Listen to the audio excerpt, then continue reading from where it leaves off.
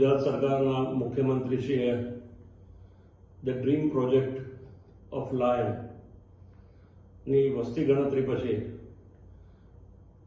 આજે જે ડિક્લેરેશન કર્યું છે એ 891 લાયનની પોપ્યુલેશન બહાર આવી છે.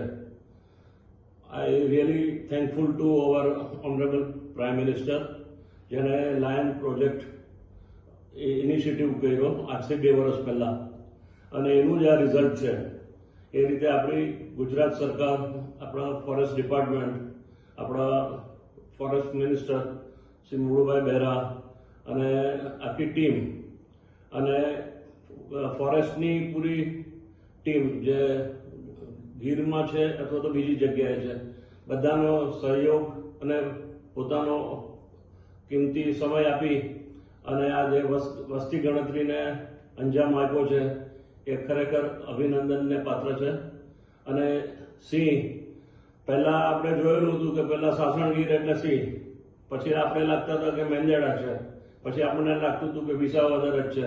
પણ હવે જ્યારે ખબર પડી તો હું પોતે પણ બધી જગ્યાએ જઈ આવ્યો.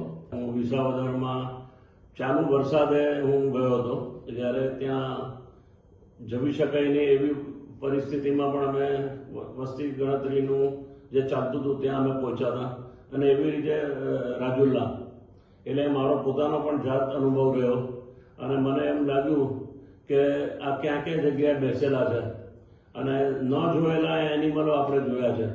એટલે સૌથી વધુ મને આનંદ થયો.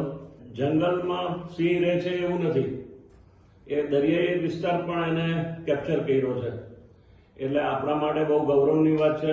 અને આજે જે છે જે 891 જે લાયનની વસ્તી ગણતરી ડિક્લેર કરી છે મુખ્યમંત્રી શ્રી ભૂપેન્દ્રભાઈ પટેલે, એ આપણા સૌને માટે ગૌરવની વાત છે. એટલે આ માટે હું આપણા વડાપ્રધાનને ફરી અભિનંદન આપું છું.